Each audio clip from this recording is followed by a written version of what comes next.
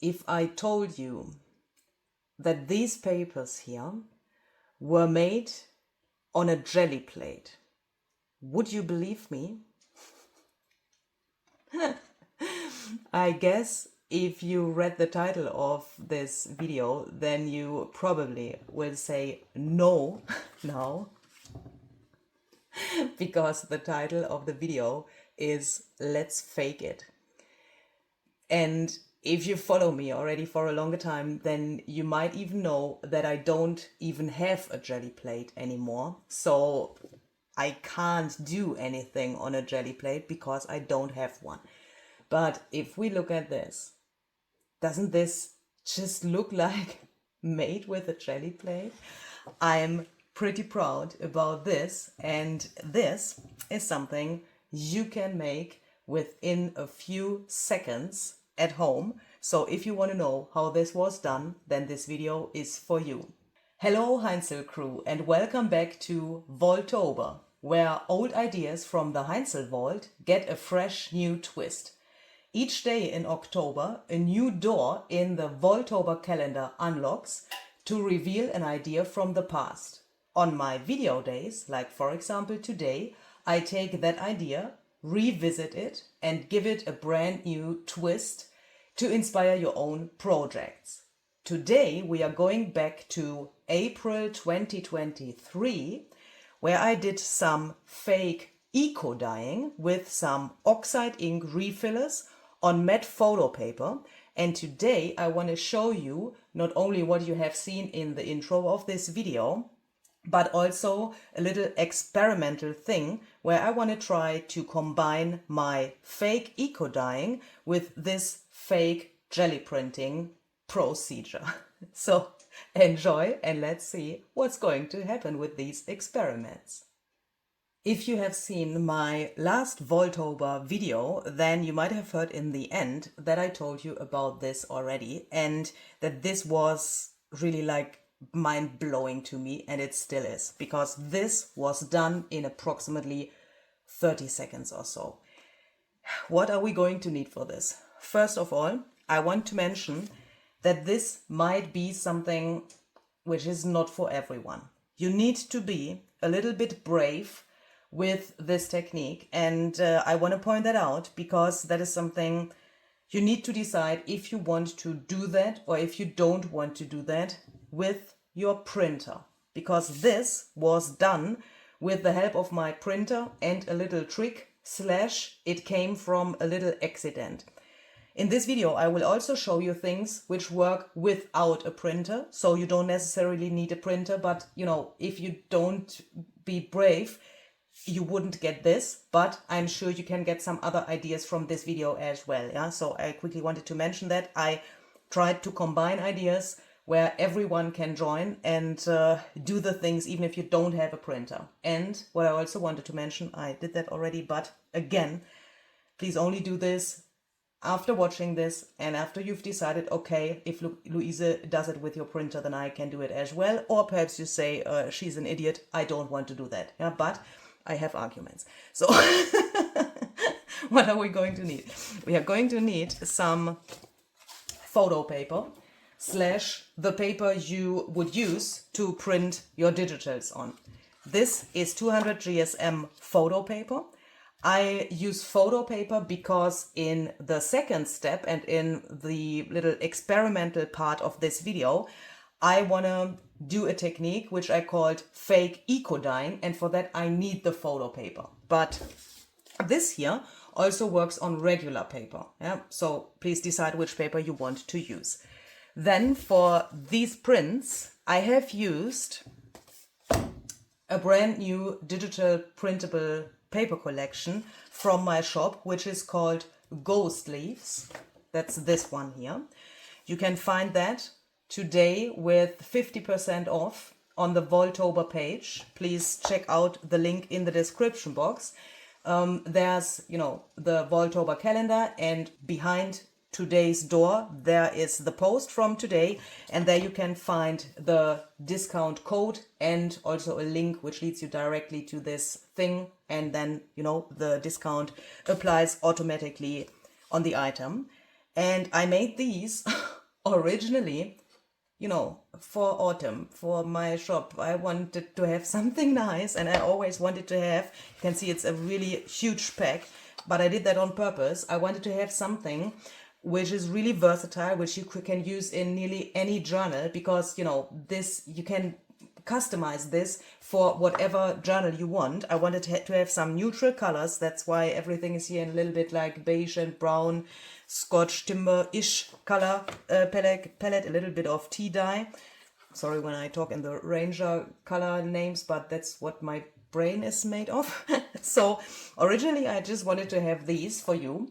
We are going to do something else with these in one of the other videos, so I made them, yeah. And then I thought, oh, how could this look if I would print this on overhead transparency? And then it happened, because I bought a new brand of overhead transparencies. And perhaps you know that when you have an overhead transparency, I will demonstrate that on this paper here, then obviously it's transparent. And then there's a little corner cut off like this from the transparency. And the instructions on the package are telling you in which direction you shall put that into your printer, so that the printer can transport the transparency and print on the right side. Because most of the overhead transparencies have this special surface to print on only on one side. So I did what the packaging told me. I've put it in with the corner there where the package said it to me. And then was the package really talking to you, Luise? Oh my goodness, I'm sorry. English is so difficult. I pressed print, and then I went to my printer and I took the overhead transparency out. I will quickly do that again, and then you will see what happened. Yeah, so I will reconstruct this accident which happened to me. And in a second, thanks to video editing, I'm back with what I had when I did that the first time. So here I'm back, and as you can hopefully see, it's wet and the print is a fail. Why? Because the overhead transparency was in my printer in the wrong direction. So what it did was it printed this thing to the back of the overhead transparency, which doesn't have this special surface. So that means this will never dry on here. Yeah, it can't dry because it's not made for that. But take this, take your paper, turn this little guy around, carefully place this on here, take a brayer, brayer over this, and perhaps you could see that here, it looks like it gets a little milky. That's how you know when this has transferred to the paper. Can you see that here? When I press here, then it changes the color a little bit.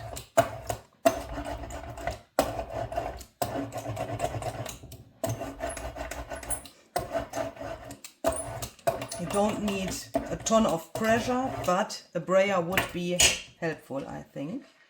And then when I take that off, I have this.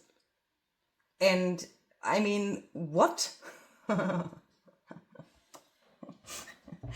Okay, so this doesn't look like this yet. As you can see, it's different.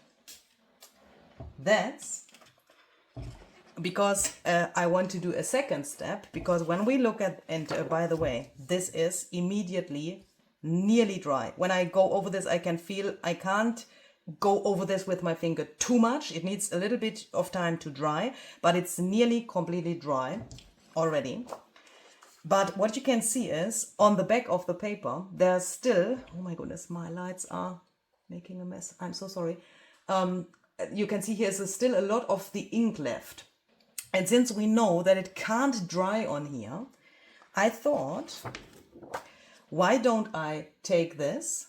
And it was originally on here, I'm so sorry, like so. Yeah, so I take this, I turn it around like so, so that now the things which were on the top are on the bottom here.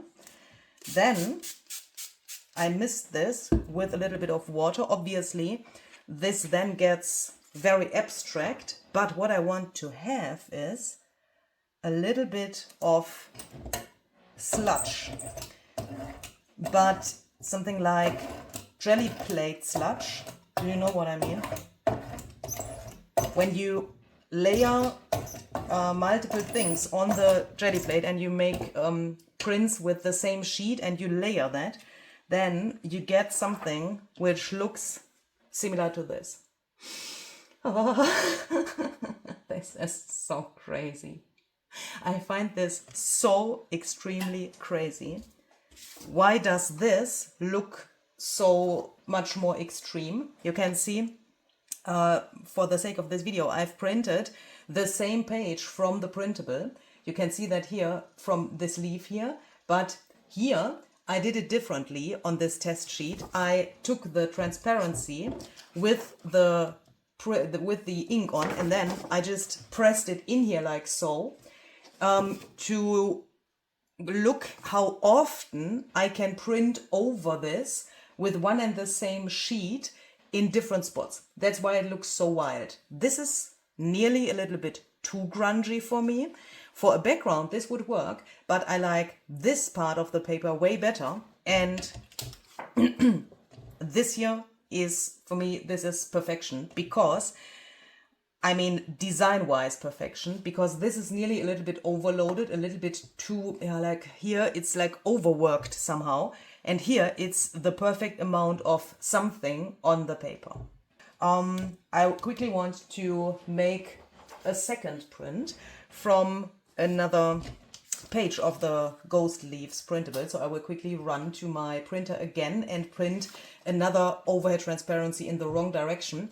I would recommend to do that, you know, one by one, and don't print 10 at a time, because it's very dangerous that you get the ink everywhere. Yeah, I like to print and then come back to my printer with this one sheet, do this, and then, you know, go back, and then you have a little walk at the same time.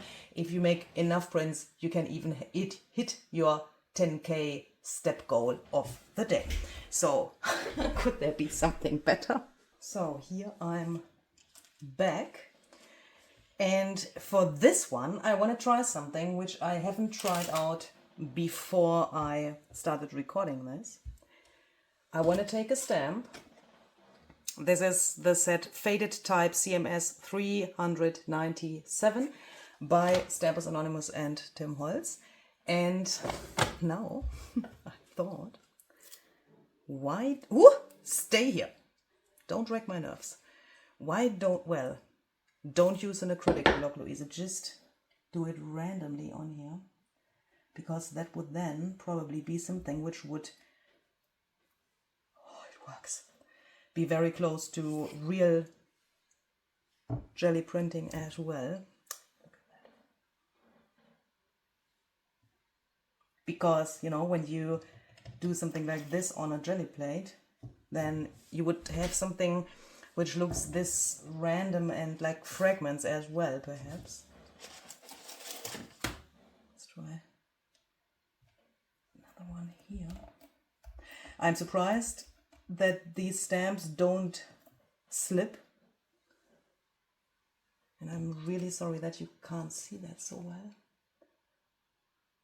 My lights are a little bit stupid here.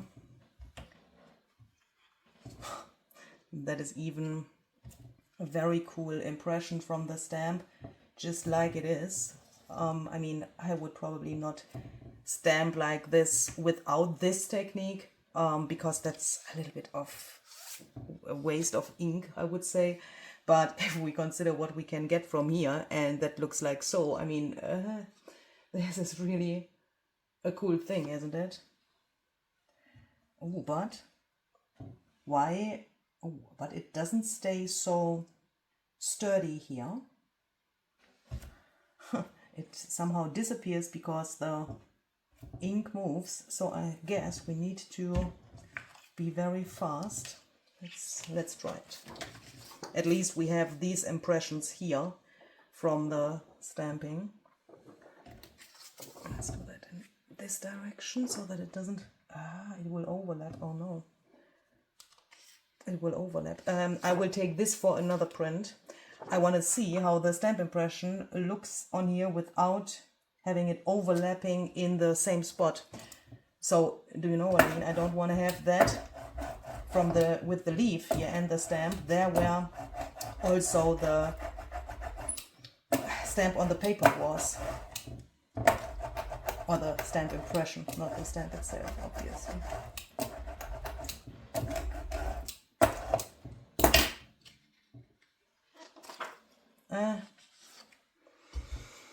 Okay, that's not worth the effort, I would say.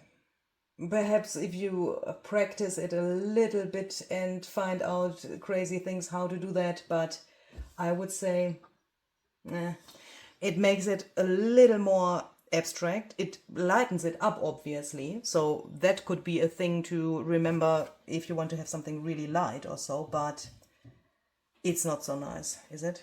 I don't like it. So let's do the normal thing. Let's just take this, mist this, and then let's just throw the sludge on here by putting it on here in the other direction. And I also have the feeling the longer you wait, you see with stamping and talking, I waited longer than when I did this. And the longer you wait, how can I explain that? If you don't wait long, yeah, you take it out from your printer, go to your table and do this straight after printing, without waiting. The first generation gets pretty intense and the sludge gets a little translucent and not so intense. If you do it the other way around, you can already see here that we will get the other way around. Sorry. If you wait longer, the sludge is more intense and the second generation is, yeah, somehow nearly the same intensity like the first one, but without the details. Because what happens when you take this out from your printer and you let it on the table, laying on the table, and you wait, obviously the ink starts drying. It will never dry completely on here, but it starts drying, and you can also see that the transparency is a little bit stained now, and you can still see things here.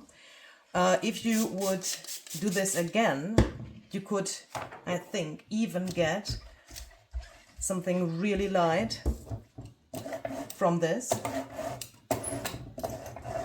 For example, putting that to a background of a page or so, and then you could use this for always doing this after each other, yeah, for each of the transparencies, and then in the end you would have a paper which looks interesting but without all the details. But what I'm trying to say is the longer you wait, the less intense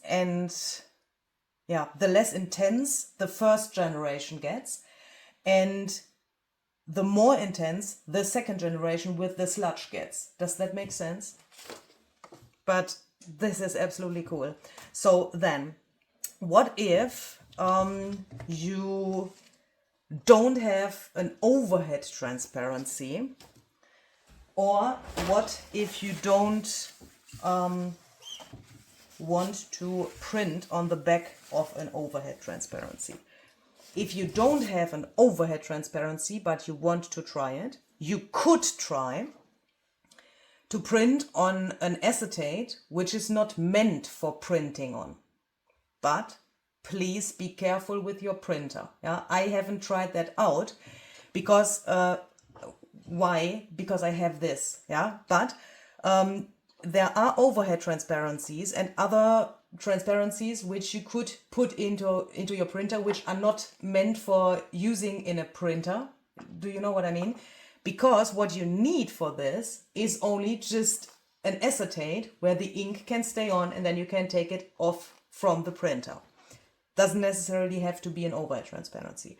By the way, if you print on overhead transparency and you end up with this, you can see with a little bit of water, or just your finger, but that doesn't make any sense, but with a little bit of water, you can just clean this off completely, and then you can still print on the other side, which is meant to print on, so that this is not wasted. Yeah, don't throw that into your trash can after you've done these fake jelly prints, because you can still clean this and use the other side for printing on that, and you know, have just a normal overhead transparency. I will not do this completely because I don't want to bother you with cleaning this, but you can see it comes off completely.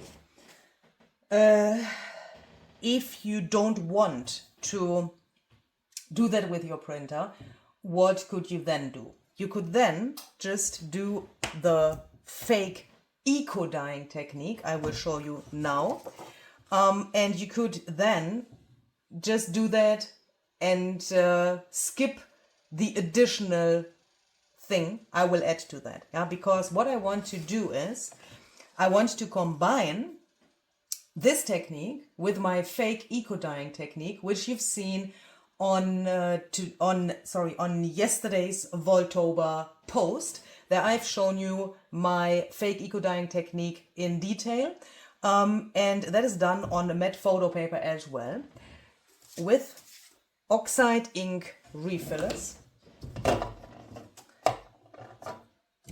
water, and obviously leaves. Could you do that on regular paper as well? You could try that, but please have in mind that the oxide mediums, especially the refillers, do very extreme things on photo paper. And that's the reason why I use only photo paper for this, because everything else doesn't make any sense to me, because, you know, the colors come out totally different, and this special effect that it looks like real eco dyeing comes from the oxide mediums on the photo paper. It's the combination of both, yeah, but you can obviously try that with other things as well, with other mediums, I mean. The crazy thing is, I even have, and I can't believe that, I even have the original leaves from the other video, which was, where's my little note paper, that was in April 2023, when I did the other video, and these are still the leaves from that video. I guess this is even oxidation on here. Why haven't I used these up yet? I have absolutely no idea. These hydrangea petals are also from that video.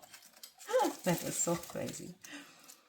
Do I now really only have one of these left here? Oh no. You could do this also with, for example, die cut leaves or any other die cut. It doesn't necessarily have to be a real leaf for this technique.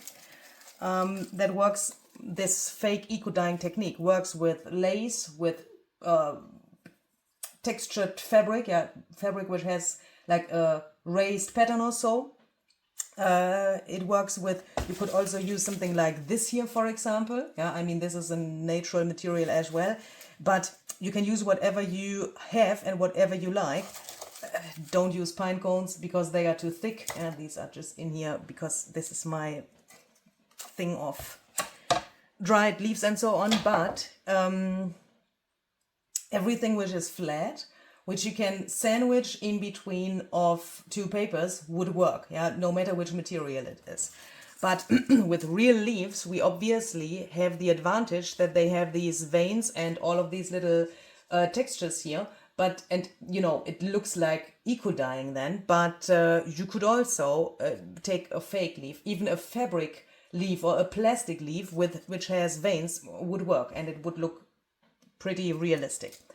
Talking about realistic, these are the colors I've chosen. Bundled Sage Forest Moss, Walnut Stain Ground Espresso Frayed Burlap,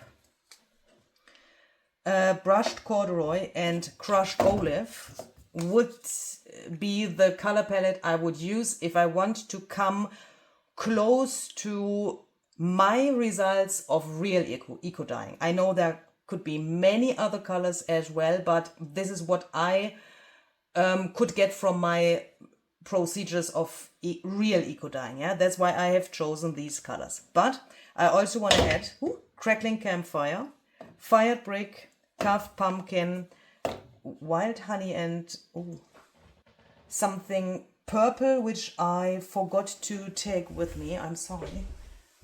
Ah, that's so sad. I thought I have seedless preserves, but I only have villainous potion. If you have seedless preserves, try that. I mean, we will get something cool here as well. So now, what I want to do is, I know that this is waterproof. Nothing will happen here. So what I want to do is, I want to try to do my fake eco dyeing technique on here, and then throw the print from this over that, yeah, so that this is a mask for that, and then it's on here later somehow. So what are we going to do? First, we are going to prepare our leaves here. I first want to make, I think, one page with only these hydrangea petals, because I don't want to confuse myself. So what I'm going to do is I'm going to take bundled sage first. I mean, start with whatever color you like, whichever color you like. Let's shake a few more at the same time, because we need to be, I think, do we need to be fast for this? As you can see, I have no idea. But what I know is that this is the experimental part of this video. I have on purpose not tried this out before I started recording, because I wanted my real reaction and my, yeah, the real things. If you know me, you know why I do that like so. And the real procedure, so that we can see things which work and which doesn't work immediately. So that we can also, yeah, you don't have to make the same mistakes like I do, obviously. And then you can immediately avoid the things which don't work. So that was forest moss. I'm just putting the tiniest little bit of this on here. I want it a little darker in the center. So I'm going to take ground espresso. Here I have forest moss in the center, but who cares? So perhaps a little bit here. And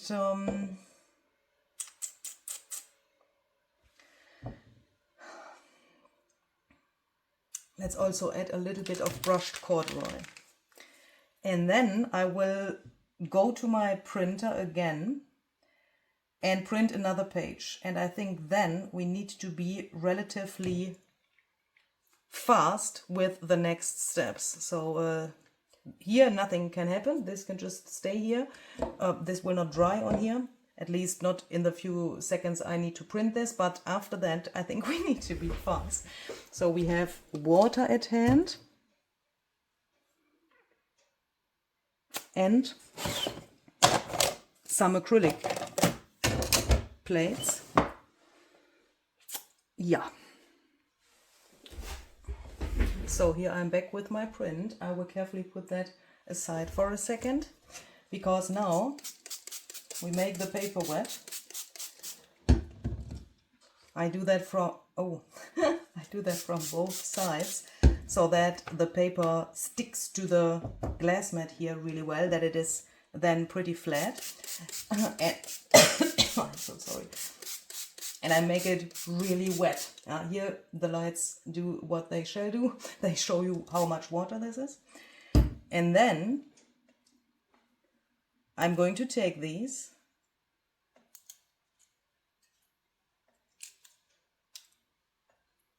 And as I said, this needs to go fast, needs to be done fast, because the ink immediately reacts with the things. Then, with the paper I mean, I take this, and now I'm hoping that the water will not destroy the thing from the overhead transparency, and that the water will not hinder the thing to transfer. I take these plates, and if this will get only half amazing like what I can see here, then I will freak out in a second and make a happy dance. I stand up from my chair. Hopefully I'm not screaming at you. If yes, I'm sorry. I'm leaning with my weight on here to make sure that this has contact everywhere. The photo paper now needs a bit of time to do the magic. And I'm assuming we should also go over this here so that the transfer from the transparency can happen. And with the brayer you can also, of course, bring the ink here around like you want it.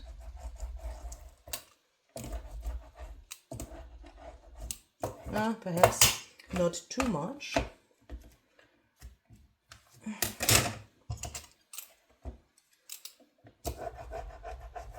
Yeah, but I think it's a good idea to brayer over it, because the leaves are a little thick, aren't they? So that means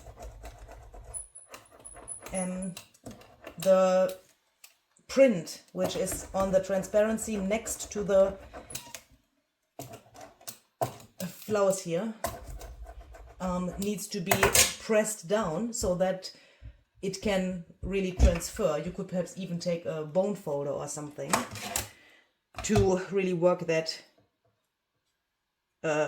through the thing. I think that is not English. Now I need my iron Presley. That's this guy. And his two daughters, Liza and Mariah. They will go on here. And ideally something else which is heavy, so that we can press this down and leave it here for as long as you need to drink a coffee. Okay, so instead of drinking a coffee, I answered some of your lovely messages, but I made a fresh coffee. And it's about a few minutes later. So we can take this off. And if you want to know all of the details about this fake eco-dyeing technique, then please check out the video in yesterday's post. There I explain everything in the deepest detail you could imagine. And in today's Vaultober post, you will find a playlist linked, which is called Magic on Matte Photo Paper. There's a whole bunch of videos about oxide mediums on matte photo paper. If you're interested in more techniques like this, then check that out. Okay. The transfer of the things from the overhead transparency worked pretty well, but I think that was too many leaves, too many petals here, blossoms, how do you call this? So that we don't see so extremely much of the fake jelly print effect. That's the reason why I will not take this and print it over this, because I think then it gets totally busy. In the other video about the fake eco-dyeing, I added something else which I also want to try here. So we let the hydrangea petals, blossoms lay here. Don't move them, don't take them off yet, but take some dark brown, like for example ground espresso.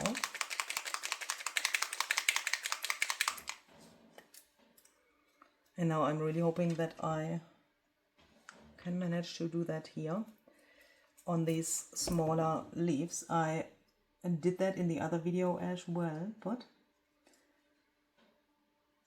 I hope that I can do this here again. So what I'm doing is I take a very thin paintbrush and I will show you that in a second on another leaf. Sorry, I can't lift it up completely because then I wouldn't get the same position here anymore. But I want to have a little bit of brown around here.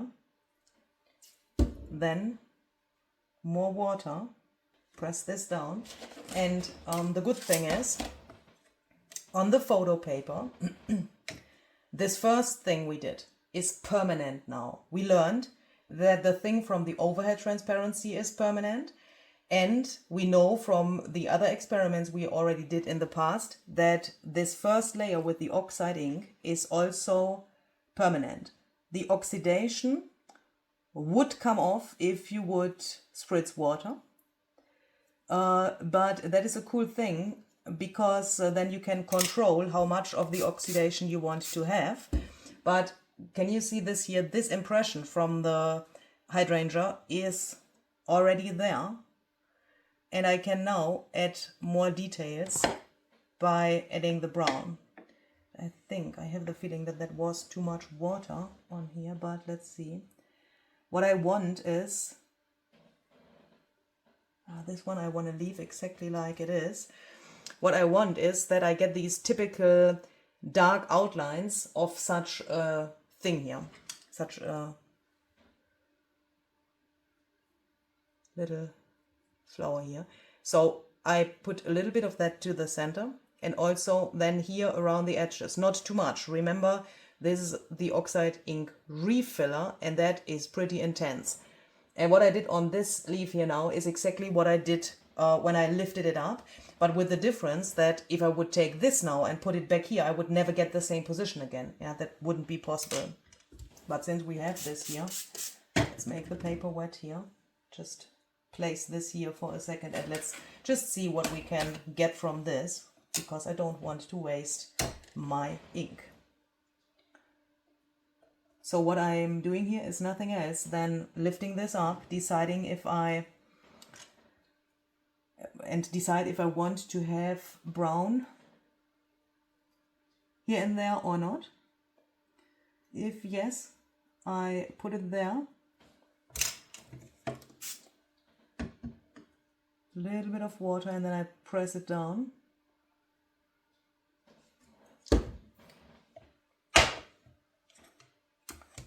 And just put weight on it.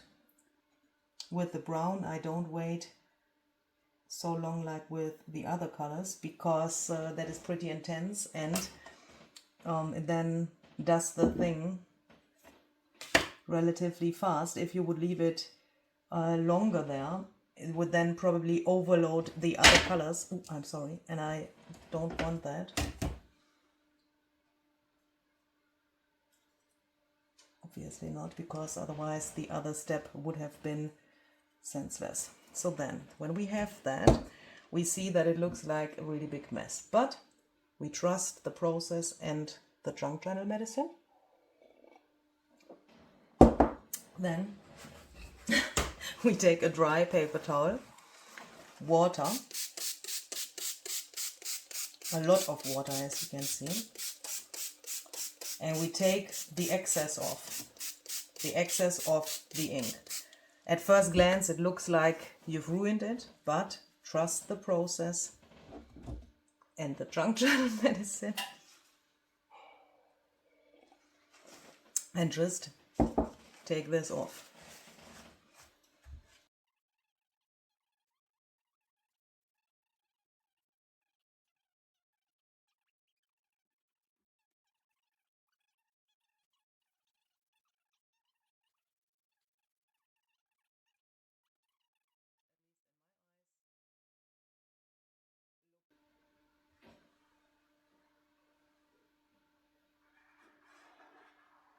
I like to let these papers air dry instead of drying them with my heat tool, because that way, I'm just realizing something. They stay a little bit more flat and I don't have to iron them later. And what I also realize in this second is that I can quickly take a photo of this to be able to give you this as a freebie for today. So if you want to have this and print that at home, then you can find that on today's Vaultober page. So let's put this aside. Let's do a second one with not so many of these flowers, okay? And can we quickly please take a look at the back side? Unfortunately, this I can't give you as a freebie, even if I find this really an interesting result, but we have the stamp impressions here, so that's unfortunately not possible, but the backside also looks really cool, doesn't it? I mean, wonderful.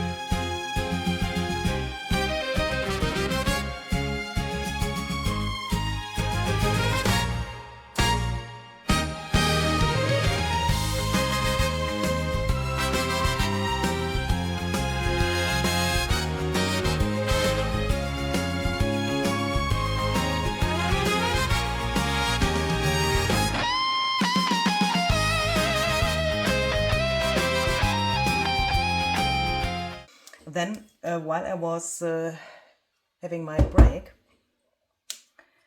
I came to another idea, which I want to try out.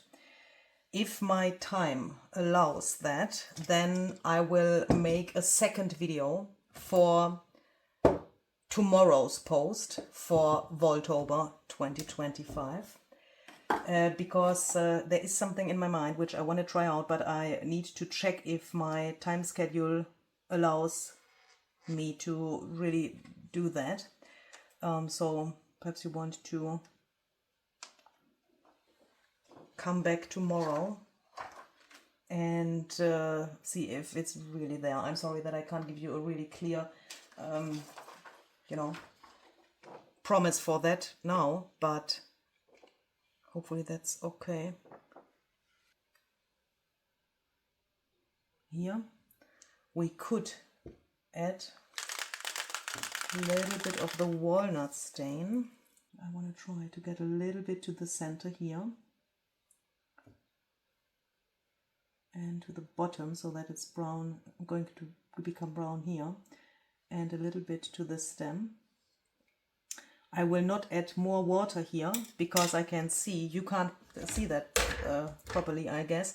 Here is a lot of water under the leaf, so I will not add more water, but just the acrylic plate and my weight here.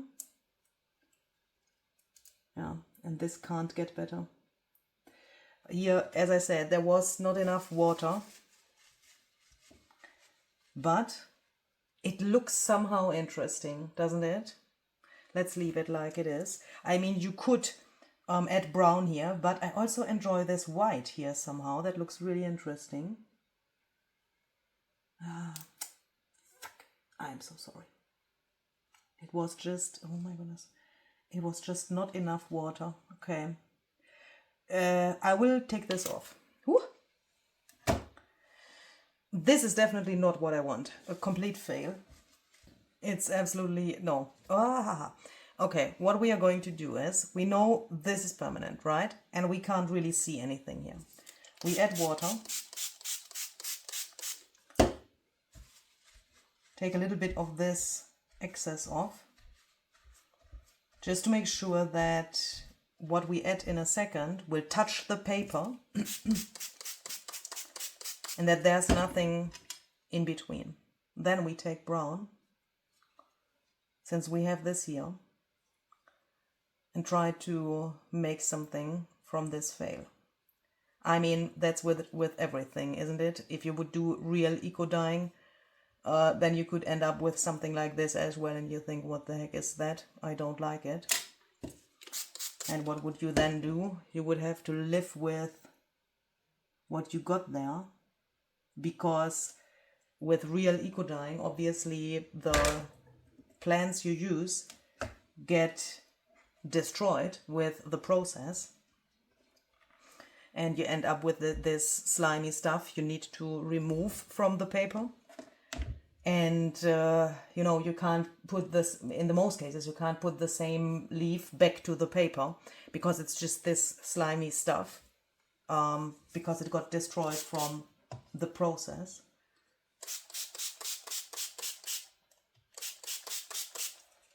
This makes me a little bit sad, because,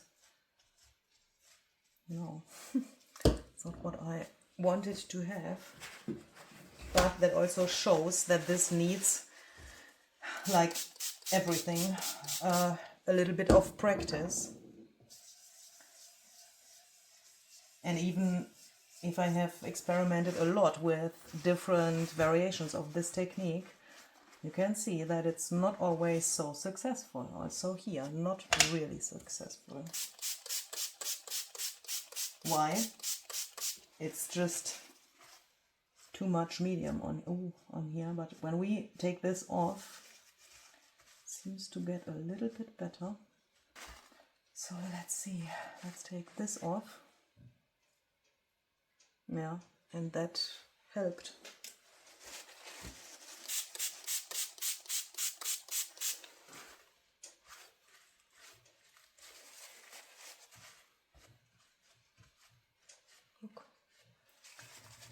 Yes, it's pretty abstract, but that is exactly what I like about this.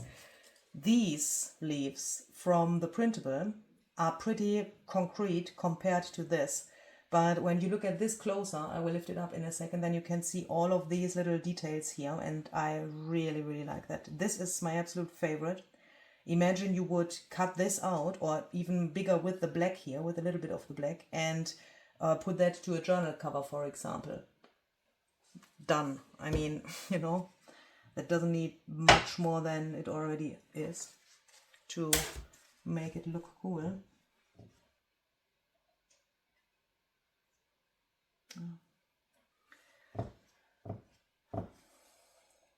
I don't know what happened here, but we will just... Woo! Well, okay. I mean, Halloween background, perfection. Do you want this as a freebie as well? I find this really cool. Here we even have some of the details of the hydrangeas. I can obviously give you this as a freebie as well. And perhaps I can make this into something nice with my computer as well. But what we can see here is that this portion looks really cool. Perhaps we can, for the freebie, only use this portion instead of the whole thing, because look, this is a little bit weird. But on the other hand, if we have something like this, where the left part of the page is not what we wanted to get, we can use this as a journal page as well, by just, you know, fold it, use this as your successful result, leave it as it is, and just put a pocket over here. Use that as a background, put texture paste over this. I mean, without the pocket then, yeah. But you can still do something on a page like this. So we came from this, or, well, yeah, it was actually this. From this over this, over this. No, this was also the example, but you know what I mean. To this to this. I'm really hoping that you like this, and perhaps you want to see my other idea, which I will 99% for sure post tomorrow. I can't wait. I will probably first record the other video and then edit this one, but that's not your problem. So please make sure to check out the Vaultober post from today. There you will find the freebies I will make for you from these things here, and some other hopefully interesting things for you. There's also the playlist which is called Magic on Matte Photo Paper. If you want to know more about oxide mediums on photo paper, there you can find a ton of other videos about this thing as well. And perhaps we will see tomorrow then. Bye, and have fun with this.